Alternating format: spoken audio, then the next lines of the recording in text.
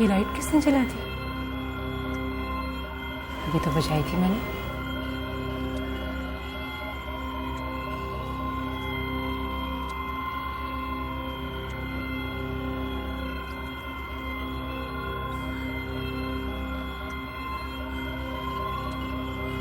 क्या कोई है वहां पर?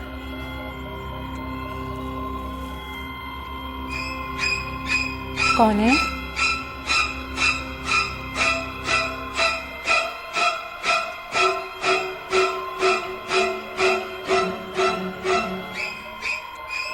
कौन है वहां? मैंने पूछा कौन है?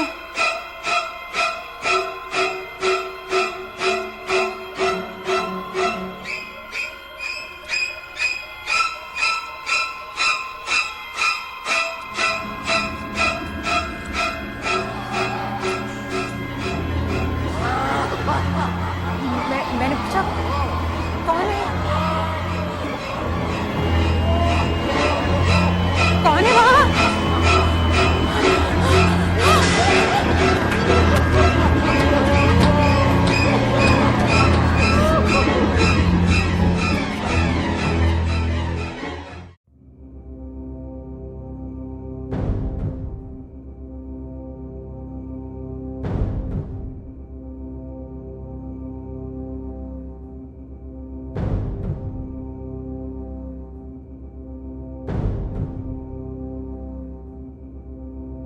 वैसे ये कंडीशन कब से है इसके साथ?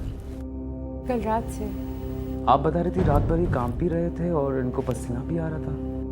अच्छा, कल रात मुझे ऐसे लग रहा था कि थोड़ी देर में मेरी जान निकल जाएगी।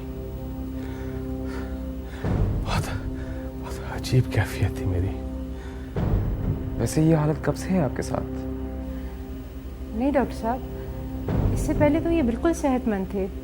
जी डॉक्टर साहब, मैं बिल्कुल नॉर्मल जिंदगी गुजार। कल रात से ये सब कुछ। लेकिन आपका टेम्परेचर तो बिल्कुल नॉर्मल है और आपकी हार्ट बीट भी बिल्कुल सही चल रही है। मुझे तो आप बिल्कुल ठीक लग रहे हैं। डॉक्टर साहब, मेरी टांगों में बहुत दर्द है। मैं 2 कदम भी नहीं उठा सकता। और डॉक्टर साहब, इनको ना तो सुबह से पसीना आया है और ना ही जिस्म में जरा सी भी कपकपाहट हुई है। ठीक है, मैं कुछ टेस्ट लिख के देता हूँ और कुछ मेडिसिन दे देता हूँ इनके लिए।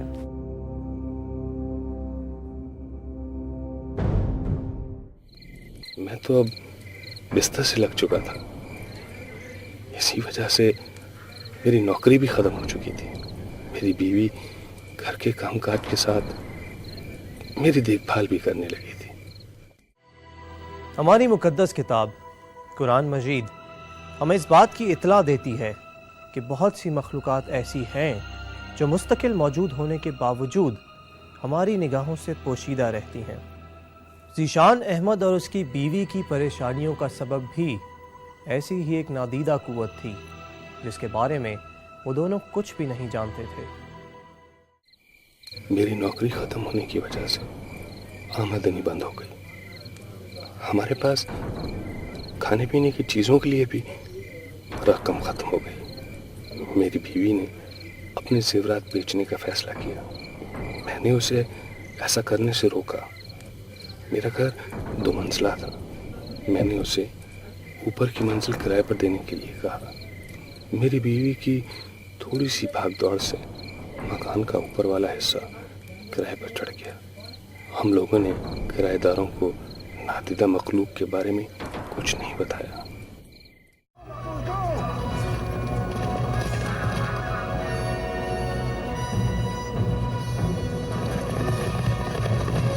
भाई, मुझे तो ये अपना घर बहुत अच्छा लगा। रोशन और हवादार, और मालिक मकान भी अच्छे लगते हैं।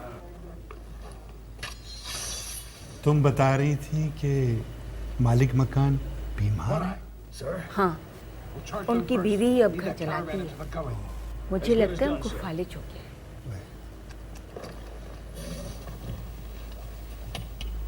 मुझे तो अपना कमरा बहुत अच्छा लगा पापा। मैं इसे बहुत जबरदस्त तरीके से डेकोरेट करूंगी। हाँ, क्यों नहीं बेटा। ओह गॉड पापा प्लीज जल्दी से यहाँ यूपीएस लगवा दीजिए ना, वरना ये लोड शेडिंग जीने नहीं देगी। कल तक लग जाएगा बेटा। ये क्या?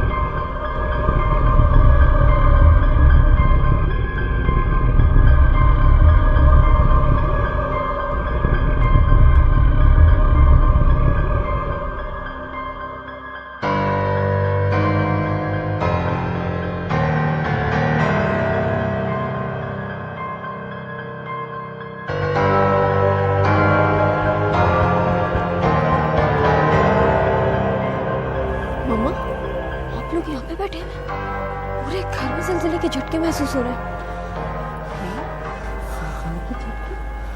हम तो काफी देर से यहाँ बैठे हैं, हमें तो कोई झटके महसूस नहीं हुए। मैं अपने रूम में वैक्सीन पड़ी थी, अचानक से बेड, अलमारी, मेज, दीवारें सब कुछ हिलने लगा। मुझे ऐसा फील हुआ कि छत अभी गिर जाएगी। ये महज तुम्हारा वहम है बेटा। अरे कुछ नहीं हुआ बेटा, मेरा ख्याल है आजकल तुम हॉरर मूवीज ज्यादा देखने लगे हो। हैरत है, आप लोगों को कैसे पता नहीं चला? खिड़कियां और दरवाजे भी हिलते रहे, आप लोगों को पता नहीं चला?